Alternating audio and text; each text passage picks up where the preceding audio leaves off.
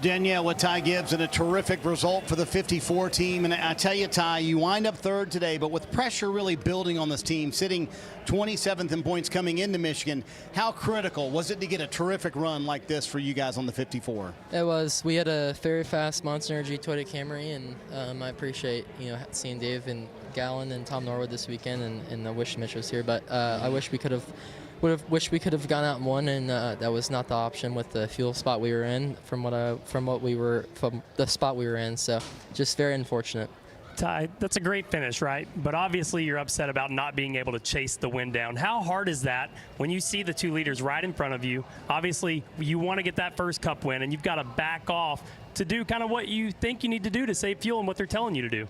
Yeah, it's just unfortunate, because I feel like we have the capability to go do it, and I feel like we showed that we were fast enough to go do it. So it's definitely frustrating, but it's just part of it sometimes. Was there a thought process for you that we can make this work out?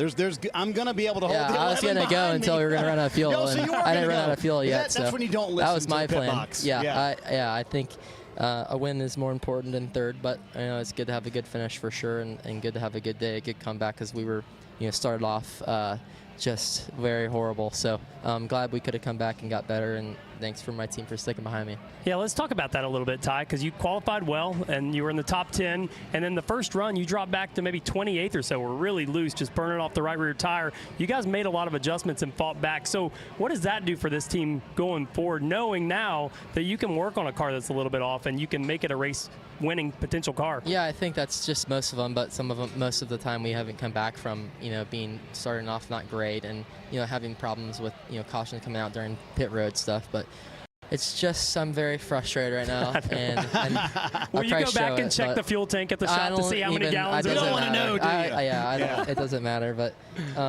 it does matter that we finish good, and I definitely seem upset, but because I am, and we work hard to come out here and come win, so it's definitely frustrating. I want to kind of talk about how this year has gone for you. I know there have been frustrating moments, but Chris Gabehart and Tyler Allen have kind of put a group around you. Kevin Harvick kind of driver coaching a little bit. Robert Smith, the new car chief on the car. How much is all that veteran leadership, all that experience, kind of advising you help out, Ty? Yeah, it's been good, and good to have them around me, and we're improving, and so I'm excited to see what the future does, and I'm glad to have Trevor here. He's been doing a great job, and so is my crew chief and everybody around my group.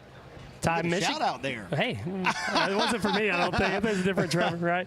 Yeah. Cheddar. Trevor. Trevor. I'm like, I'll take a shout out, Ty. Right, we've spent some time together, but Michigan International Speedway for you has been your best racetrack, and you come out here, you get another top 5. You have had an 8.0 average finish here coming into this one. What makes this racetrack so unique and so different for you to be able to get those results? Honestly, it's because it's just so wide, and we can pass. We can't really pass these things. And I think everybody says the exact same comment every week, as we all know. So the track just opens up so much, and you can pass a lot, and that's what makes it more racy for sure.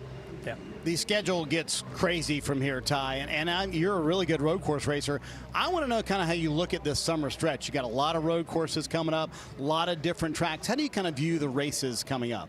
So we're going to Mexico next weekend, so I'm excited for that. My grandmother's side of the family is from Mexico, cool. So I have a small percentage of Mexicans in me, so I'm very proud of that, and I'm excited for next week's race. Maybe get to see some family, but I'm very happy for these next stretch of races, and some of my sprint car stuff as well. So it's just going to be a fun stretch of races, and the more racing, the better for sure for me. It's good for sure to be racing. I'd rather be racing than being at home or sitting and looking at data stuff. I'd just rather go race, and we tune it to there. But I'm excited and very thankful and blessed. I've got great sponsors around me, and it's going to be very fun. So when you go visit Danielle, Corey, and Carl on the set, after something like this, you get a beer. Hanging out with Trevor and I, we're pretty cool. I'm not sure you would take the beer anyway, Ty. Okay. But you get a lovely. He's got a monster. Awesome. Yeah. Well, we can NASCAR on Prime. We can all do a couple pours of waterfalls of Monster well, and have a fun time. Maybe get a couple glasses, shot glasses out here. There we go. Enjoy the consolation prize, and just remember, Trevor and I are still cool too. Consolation prize for sure. I appreciate it. Great result. Yeah. Ty Gibbs winds up third, tying his best finish of the year, Danielle.